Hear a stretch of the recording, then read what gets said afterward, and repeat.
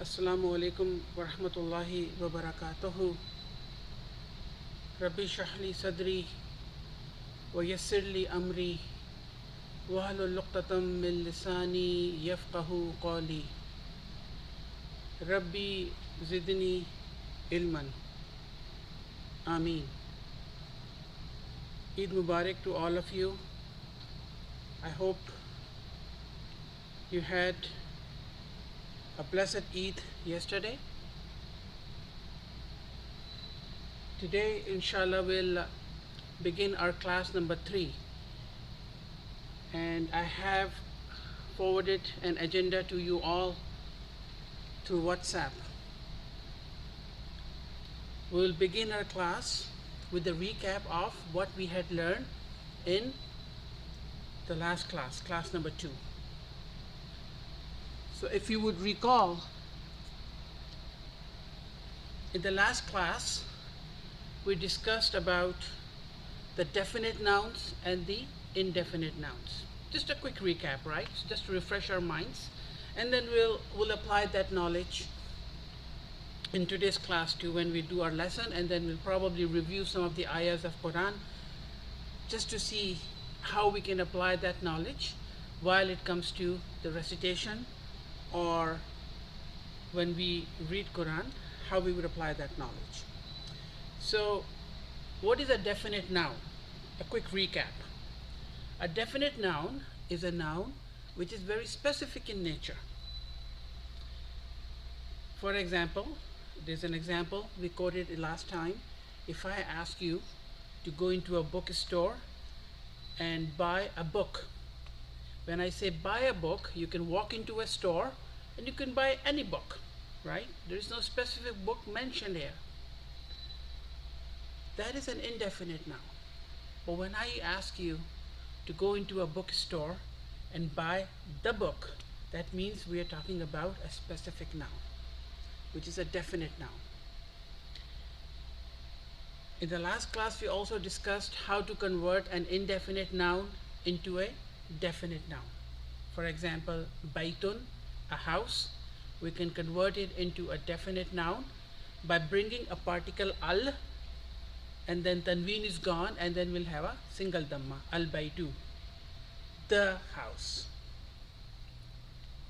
One thing to remember when it comes to the definite noun and the indefinite noun is that all pronouns, and we will learn about the pronouns very soon, all pronouns are definite in nature. And when I say pronouns, I'm talking about the first person, the second person, and the third person. First person, I and we. Second person, you. Third person, he, she, it, they. Right? So they're all definite in nature. So a bit recap of the definite and the indefinite noun. We also learned about a particle of conjunction in the last class. What is a particle of conjunction? Particle of conjunction is al-vaw, va. And it comes in the Quran all the time. And it means and. What was the function of particle of conjunction? The function of particle of conjunction was to either join two words together or join two sentences together. And va is very commonly used in Quran. We also learned about the particle of interrogation. What was that? Hamzatu istifham. Hamzatu istifham always comes in the beginning of the sentence. That's what we learned about Hamzatu istifham, right? And what was the function of Hamzatu istifham? The function of Hamzatu istifham was to convert a sentence into a question mark. That is a particle. In the last class, I think perhaps there was a comment or a question about somebody asking, what about ma and man? Are they particle? No. Ma and man, they are not particles. They are nouns, pronouns. They are interrogative pronouns. How? Remember when we were talking about the nouns, the ism, in our first class? We said a noun is either a name, a place, or a thing, or any word that refers to name, place, or thing. So when I say ma, what, then I am talking or pointing towards or asking something about something, a ghair akil group, a thing or a place. But when I say man, I'm talking about somebody, an akil group. So ma and man are interrogative pronouns. So I thought I would just mention it because I guess there was a comment in the last session. We also talk about haza in the last class, and haza, as we know, is an ismu ishara, particle of demonstration, particle of noun of demonstration, demonstrative noun, and it is for things that are near, lil qarib. And haza is mabni. Haza does not change its state when it is in a marfu form, when it is in a mansub form, and when it is in a majroor form. So haza is mabni. Haza will remain haza. Haza has a distant cousin. Haza has a distant cousin. Who's that cousin? Zalika. Zalika is also ismu ishara, demonstrative pronoun. He is also a demonstrative pronoun. And when I say distant cousin, which means Zalika performs a similar function as haza, but for things that are far from us. That's why we call it a distant cousin, right?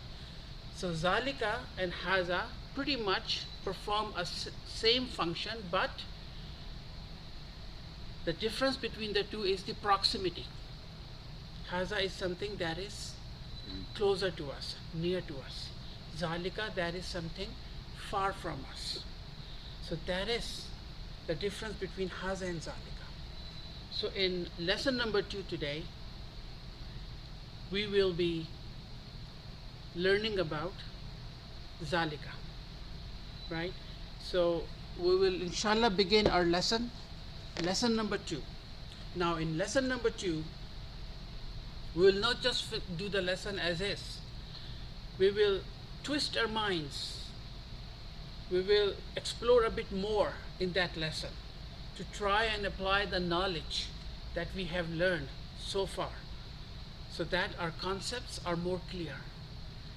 And then once our concepts are clear, then it will be easier for us to understand the Quran. So we'll begin our lesson number 2 today, inshallah, which is about zalika, ismu ishara lil ba'id, demonstrative pronoun for things that are far from us. Is zalika definite? Yes, zalika is definite, because when I'm looking at a door far from here and I say zalika babun, that means when I say zalika, I'm pointing towards a specific door. So zalika is definite. Is haza definite? Yes, haza is also definite, right? Haza is also definite. And similar to haza, zalika is also mabni. Zalika is also mabni. Zalika in its marfu form will remain zalika, in its mansub form remain zalika, in its majroor form remain zalika. Even though my eyes cannot see, but my mind would know, depending on the position of zalika in a sentence, whether it is a marfu form or a mansub form or a majroor form, right? So when we start our lesson number 2, we will look for these things. The first thing is ma zalika. The question I have, Why ma zalika? There's a star there, right? Star is in the sky. So somebody is asking, ma zalika, what is this? Why they are not saying man? Because zalika is from the ghair aqil group and not the aqil group. That's why we used ma zalika. And the answer is zalika najmun. That is a star. That is a star. Why we are not using haza? Because najm, the star, is far from us. That's why we say zalika. Now, is zalika a pronoun and pronouns are nouns? And is this a sentence? Yes, it's a sentence, right? What kind of sentence is that? Al jumlatul ismiyatu, a nominal sentence. And when it comes to the nominal sentence, what are we looking for? Subject and a predicate. Zalika is your subject or mubtada, right? And what do we know about mubtada? Mubtada are definites. Is zalika definite? Yes, zalika is definite. What else we wanted to find? Learn about mubtada? Are mubtada marfu? Yes, mubtada are marfu. Is zalika marfu? Yes, zalika is marfu. Even though I don't see a dun sound there, but since I know it's a jumla ismiya and zalika is performing a function of mubtada, and mubtada from default I know are marfu, so I would say zalika is marfu. This is what I'm talking about. And sometimes zalika will perform a different function in a sentence, and it will be in a mansoob form. Sometimes zalika will perform a function, it will be in a majroor form. But zalika will remain zalika. But depending on the function it is performing in a sentence, we would know whether it's a marfu, a mansoob, or a majroor form. Now, we know what the zalika is mubtada. Where is the predicate? Where is the khabar? Najmun. What is the predicate? Najmun. Now, khabar, when it's one word, when it is one word, mufrid, then it is an indefinite noun and it is also marfu, right? So is najmun marfu?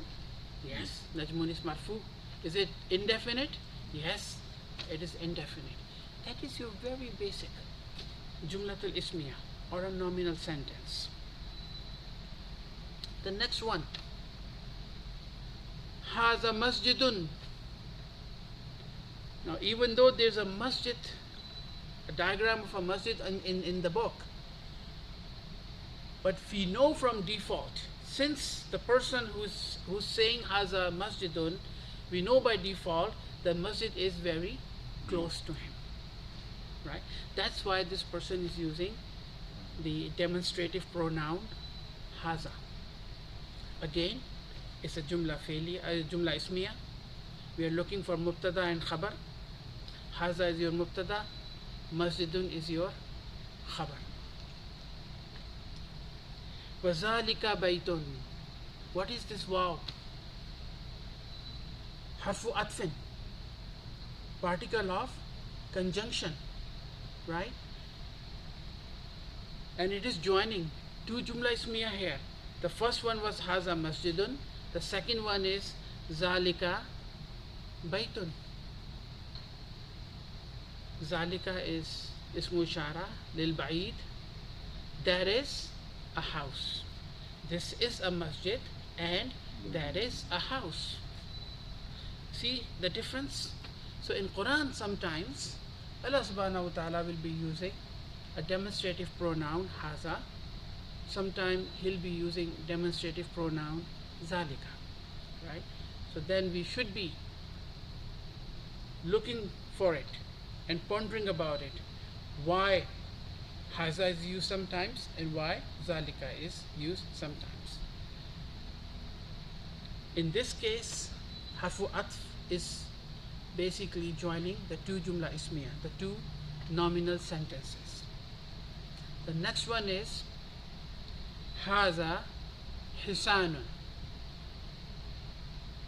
wa zalika himarun. Again, same thing. Haza hisanun, this is a horse, and that is a donkey, right? Now, just to twist your mind a bit, when I say haza hisanun, this is a horse, and I want to convert this jumla ismiya into a question. What do I do? We learned about hamza to istifham, particle of interrogation, in the last class. I will bring hamza to istifham here, and instead of saying haza hisanun, I will say ahaza hisanun. Is this a house? Or in the second sentence, zalika himarun, that is a donkey. I want to change this sentence into a question. I will bring hamza to istifham, and I say azalika himarun, right? Now, let's suppose a person who's looking at a horse and does not know what it is, and they want to ask about this animal,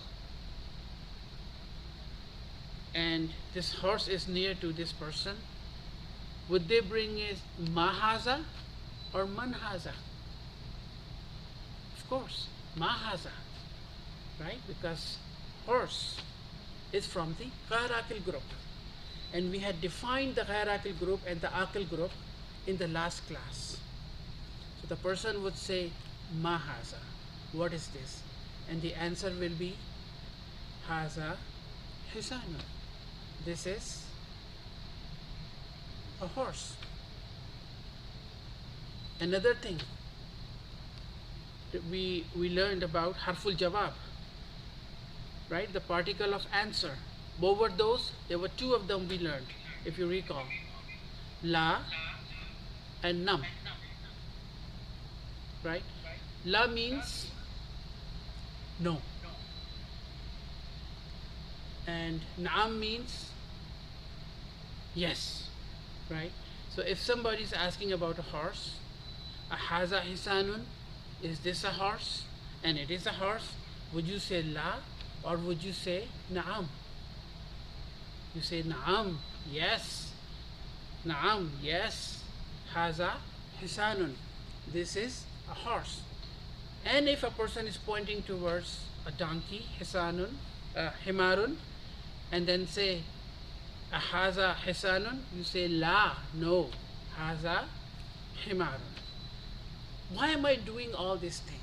Because we are practicing these things, we are applying this knowledge in the sentences here to solidify our concepts about harful jawab, about the harfu atf, about the hamza to istihfam, how to convert a sentence into a question, what is a jumla ismiya, what are we looking for in jumla ismiya, mubtada, khabar, subject, predicate. When it comes to the mubtada, what are the two qualities we're looking for in a mubtada or a subject? When it comes to predicate, khabar, what are the two qualities we're looking in jumlatul ismiya? So this is a way of us sharpening our mind. And even though the lesson is very easy, but we're making it a bit more harder on us, and trying to apply the knowledge that we have learned so far. The next one is azalika kalbun. Now, we can identify in this sentence that a is hamza to istifham, zalika is a noun, and kalbun is a noun. And the translation is that a dog? Because it is zalika, right? Is that a dog?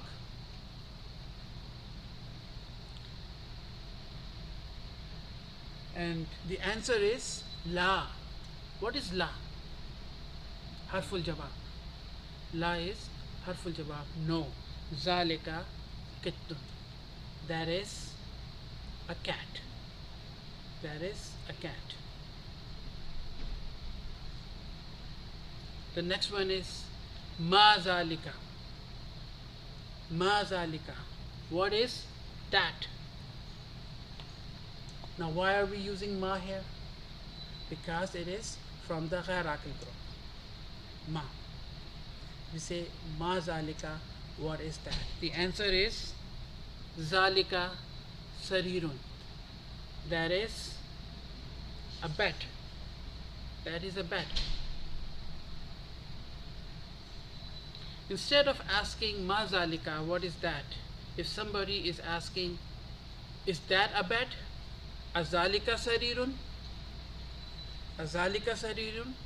Then you will bring in harful jawab, the particle of answer, and you will say naam, yes, zalika sarirun. That is a bed. Now comes the next sentence. Man haza wa man zalika.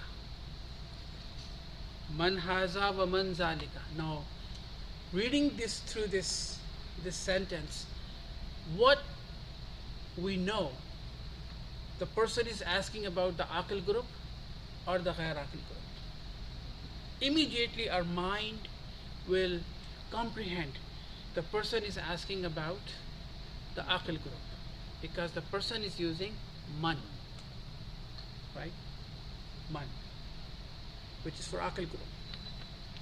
Man haza wa man zalika. Now again, we know from this sentence that the two people the person is asking about, one is closer to him and one is far from him, right? One is closer to him, one is far from him. So when he say man haza, who is this? Wa man zalika, and who is that? What is this waw doing here? Waw, harfu atfin, right? Particle of conjunction. Here, what is the function of waw? Waw is joining the two questions, man zalika and man zalika, joining the two. Man haza, man zalika, joining the two sentences here. What is this and what is that? What is the answer? Haza mudarrisun wa zalika imam. So the person who is closer to him is mudarris, and the person who is far from him is imam. So haza mudarrisun. Should I say that is a mudarris, or should I say this is a mudarris? This is a mudarris, right? Because we're using haza, ismu ishara lil qarib, and there is a imam. There is a imam, right? Haza mudarris wa zalika imamun. The next one, ma zalika. What is that? Well, next one is ma zalika. What is that? The answer is zalika hajarun. What is the meaning of hajarun? Stone, a big stone, right? There is a stone. Now, if somebody is pointing towards a stone and say, is that a stone? Then what would they do? Azalika hajarun? And the answer will be Naam. Yes. Zalika hajarun. That is a stone. Next one. Haza sukkarun wa zalika labanun. Right? Haza sukkarun wa zalika labanun. This is a sugar and there is milk. Sukkarun means sugar. Labanun means milk. Right? Haza sukkarun wa zalika labanun. Sukkarun is closer to the person and milk is further from from the person. So that's why we see the two differences, haza and zalika. And again, harfu atf, that comes in between the two sentences, right? The first sentence is haza sukkarun wa, second sentence is zalika labanun. This is sugar and that is milk. And if I want to ask, if I'm looking at sugar and I want to ask somebody, what is this? What would I say? Ma haza. What is this? And if I'm looking at labanun, milk, and want to ask somebody, what is this? Then what do I say? Ma zalika. What is that? Right? What is that? So now we know the function of ma, now we know the function of man, now we know the function of haza, now we know the function of zalika. We have a good idea about al-jumlatul ismiyatu, a nominal sentence. And then we have a good idea about what are we looking in a jumlatul ismiya. We are looking for two things, mubtada and khabar. And for mubtada we have a good understanding how mubtada will look like. It will be a definite noun, it will be marfu, and khabar, predicate. So far we have learned only one type of khabar or predicate. Khabar or predicate are 5 types. So far we have learned only the first type, right? And slowly, gradually, we will learn about the second type in lesson number 4. And just wanted to give you a very quick information about the second type of khabar. It is called jar majroor, just to prepare our mind, because when we come to that lesson we will learn a great deal about that type of khabar. But what is jar majroor? You will bring a harf first, which most of the time is a preposition, and then after the preposition you bring in an ism, and that ism will be in a majroor form, right? That is your second type of khabar. We call it jarun wa majroorun. That comes in lesson number 4. But I just say these things here and there so that when the time comes there is no shock, right? There is no shock, and we have some idea what we're going to talk about. Now let's finish the tamreen in lesson number 2 here. Ikra waktub. Ikra waktub. Read and write. What is ikra? What is ikra? It's an action. It's a fail, a verb, right? And what is waw? Harfu atfin. And what is uktub? Again, a fail, right? And what do we know about fails? The verbs. Whenever there is a verb, remember the DNA, that diagram we made on the board? We are looking for 3 things, right? We are looking for 3 things. We are looking for the action, the doer of the action, and the tense, right? We haven't come to this topic yet. Verbs are mostly discussed in book 2, but hidden in ikra, hidden in ikra is everything. When we will do the surgery on ikra, when we come to book 2, we will figure it out. Who's the doer of the action, and what is the action, and what is the tense here. So read and write. Dr. Saab is asking us to do this exercise. Now, in this exercise, in the old books, there are no Arabs there. There are no Arabs here.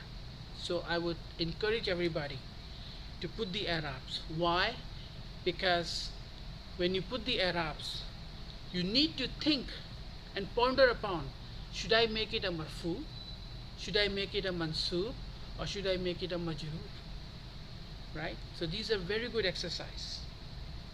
Haza, haza, this, and then sukkarun or sukkaran or sukkarin. How do I say?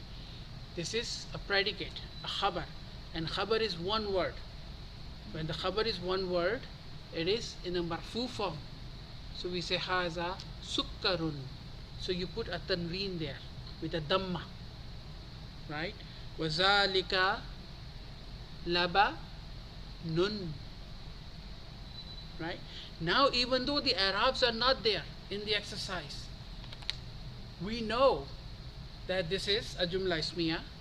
We're looking for Mubtada and we're looking for Khabar, and this is a one word, and Labanun is your one word, is your Khabar, and it is indefinite and it is Marfu.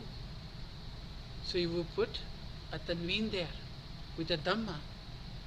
The next one, Man zalika. How should I translate it? Should I say, what is that, or who is that? Who is that? Man zalika. The answer is zalika imamun. Why I'm saying imamun? Why not I'm saying imaman or imamin? Because it is a Jumla Ismiya. That is an imam. Right? So I would say imamun. These are the fundamentals. These are the basis of the Arabic grammar. And our strategy is to make sure that our basis is very strong.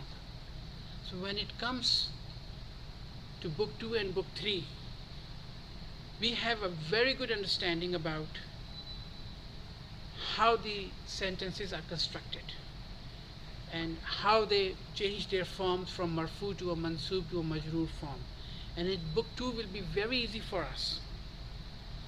And in order to aid us to strengthen our knowledge, we will take some Quranic ayahs and then slowly develop our knowledge and apply this knowledge on Quran to understand Quran, which is the primary objective of this course. These grammar tools, like I said in the past, are just a secondary tool, a secondary objective.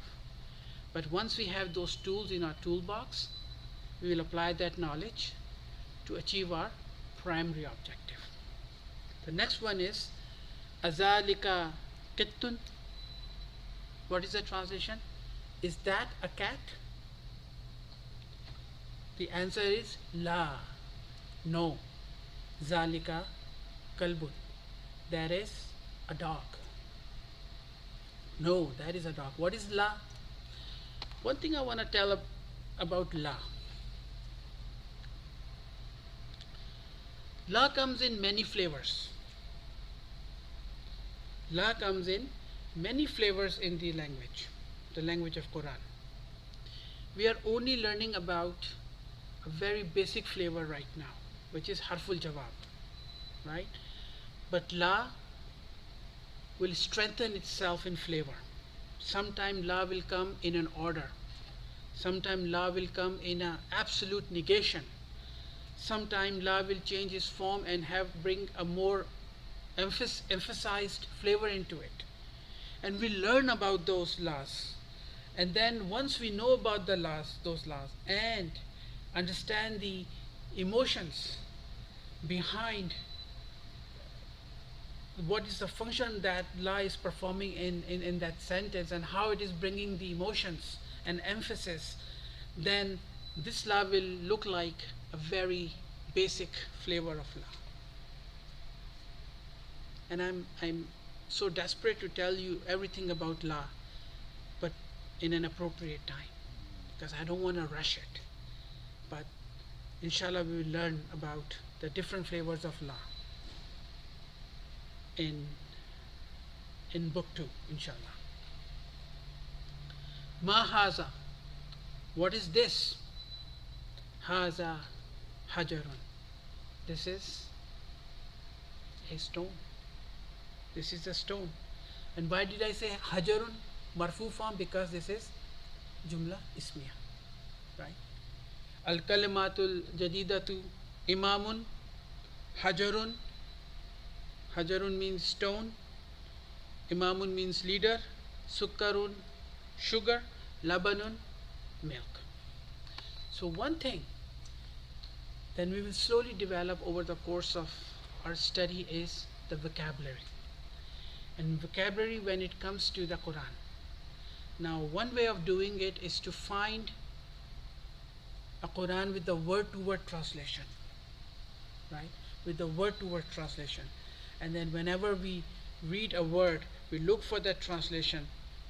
We'll memorize that word. And then we also have a resource on our website, which is 80% Quranic words. So you can download that book from our website as well. And then start going through that book to strengthen your vocabulary. Inshallah. Now that we have this information, how do we apply this information in Quran?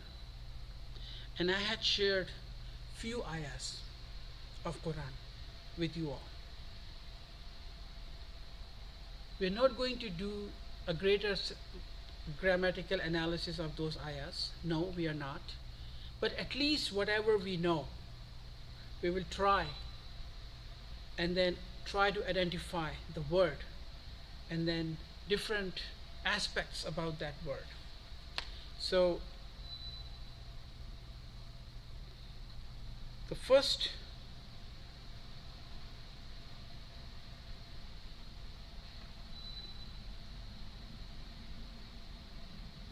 ayah that I'm going to talk about is from At-Talaq, ayah number 5. It begins with Zalika. It begins with Zalika. And Zalika is Ismu Ishara, Lil Ba'id. It is Mabni and it is Marfu. Why I'm saying it is Marfu? Why I'm saying it is Marfu? Because the sentence is beginning with an ism, a noun. And Zalika is performing a function of Mubtada. And Mubtada is definite and Marfu. Next one is Amru. Is it Marfu? Yes. Is it noun? Yes. Allahi. Amrullahi. Right? What is Allah? A noun. It's in a majroor form. Right? It is in a, that's all we're doing. We're not translating it. We're not going into a greater detail about this ayah. We're only beginning. These are early days. We are only looking for these small things. And then once we develop our knowledge, we'll go into more details about the ayahs. Anzalahu. Anzalahu. What is anzala? It's a verb. Anzala. And who is your pronoun. We haven't learned that, but I'm just saying. Ilaykum. Wa. Wa comes. We've learned about wa, particle of conjunction, which means and. Then comes man. Man. We know about man, right? Whoever. Or whoever. Man. Yattaqi is your verb. Allaha. Now here Allaha, a noun. It is in a mansoob form. Previously it was in a majroor form. Why? We'll learn about it. We'll learn about it because Allah is the noun itself is playing different role in this ayah. Yukaffir anhu sayyi'atihi wa. I'm only picking up what we have learned so far, right? I'm only picking up what we have learned so far. There are a lot of things that we can analyze in this ayah, but only doing what we know so far. Va again comes, harfu atfin, and yu'zim lahu ajran, right? So what I would suggest, you take this ayah, you go to a word-to-word translation, you read through the translation of each word, you look at it, then you try to figure it out. Either it's an ism, either it's a fail, or either it's a particle, and there are few ism, there are few fail and few particles. From our knowledge so far in 3 classes, we can at least identify those. We can at least identify some of it. Now, looking at the translation, it says that is the command of Allah. That. Why? Because zalika is used. Right? That is the command of Allah.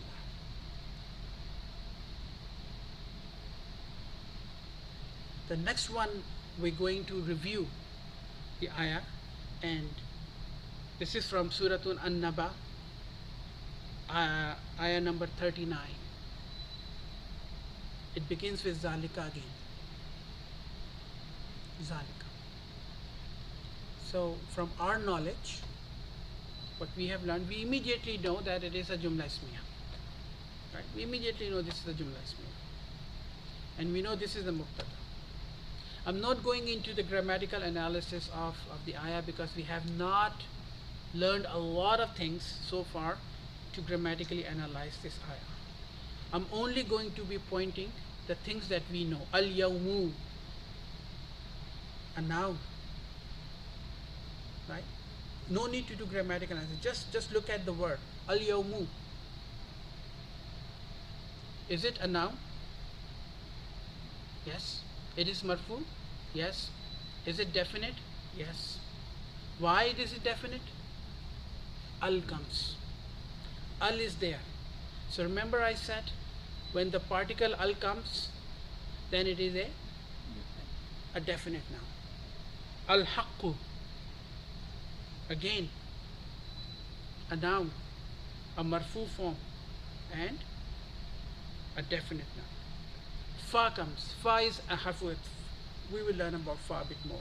Man, again man comes, and we know about man. Sha'at takhaza ila rabbihi ma'ama. Now at least Rabb we know, from our knowledge so far, at least Rabb we know is a noun. Ila, we will learn about the huruf jar very soon in lesson number 4. Ila is a preposition, right? Ila is a preposition. And what did I say? Jarun wa majrurun, just to give you an introduction. Whenever there is a harf jar, it will be followed by a noun, and that noun will be in a majroor form. If you don't remember this thing, don't worry about it. There's a whole lesson dedicated to jarun wa majrurun, but I'm just giving this information. Ma'aba. So at least in 3 classes, we have, to some degree, looking at any ayah in the Quran, would be able to at least identify few things. This is an achievement, a great achievement. Not just an achievement, a great achievement. Because now, what I want you to try, pick up ayah, any ayah, and do the similar kind of review. I would call it an analysis, similar kind of review, and then look at the word-to-word translation, and then try to find out things that you know, things that we have learned so far. And gradually, as we progress in our course, and gradually when we progress in our course, we will find more colors. We'll be understanding a bit more about the ayahs. But at least we should start the process, right? Because the primary objective, like I said, for us is to understand the Quran. So we just reviewed those two ayahs. We'll continue doing this over the course when we are learning in whatever we're learning in book 1, and slowly we'll be able to identify more things.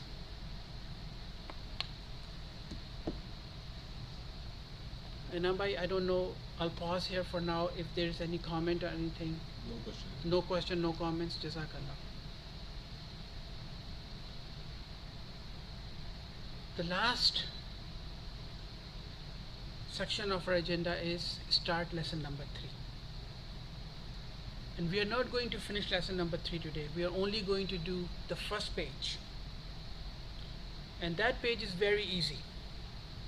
That page is very easy. In lesson number 3, Dr. Saab is telling us about definite and indefinite noun.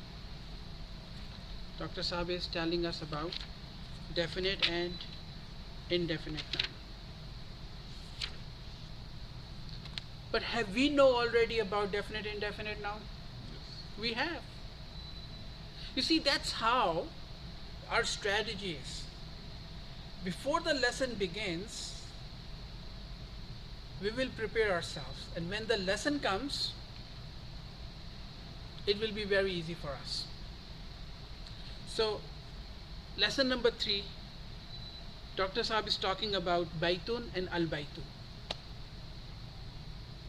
We know Baitun, we know Al-Baitun. We know Baitun is indefinite, we know Al-Baitu is definite. Dr. Saab is telling us Kitabun Al-Kitabu, a book, the book. We have already learned that. Qalamun Al-Qalamu, a pen, the pen.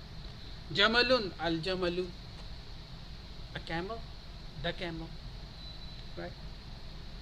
Now, Al-Qalamu Maksurun. Al-Qalamu Maksurun. So far, the Jumla Ismiya that we have learned begins with either Haza or Zalika. Right? Now in lesson number 3, Dr. Saab is bringing a Jumla Ismiya with a definite noun and in a marfu form, which is Al-Qalamu. Al-Qalamu, the pen. When I say the pen, you would say, okay, what do you want to tell me about pen? And then I need to bring in a khabar, a predicate, and the khabar will be, if it's a one word, it will be marfu form, and it will be an indefinite noun. So maksurun, the pen is broken, right? The pen is broken. And there is a picture there of a pen being broken. Al-babu maftuhun. Why I'm saying al-babu?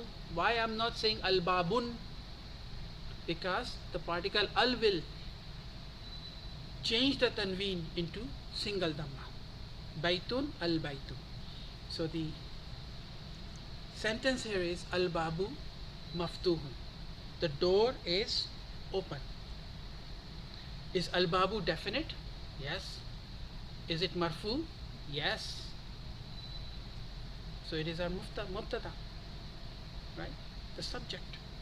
The next one, al-waladu jalisun.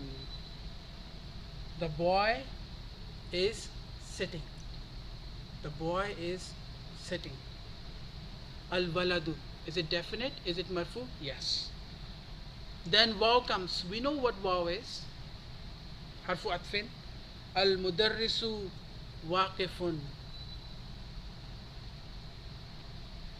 The boy is sitting and the teacher is standing. The teacher is standing. Right? It's very easy. We already learn about these things. Al-kitabu jadidun. Translate it. Jadidun means new. The book is new. Wow, and al-qalamul qadimun, and the pen is old. Al-kursiyu maksurun. If there are no Arabs there, put the Arabs. Put the Arabs and then think about what kind of Arab I will be putting in. Would I be putting in a tanween there with a dhamma or a single dhamma? Think about it. Al-kursiyu maksurun. The chair is broken.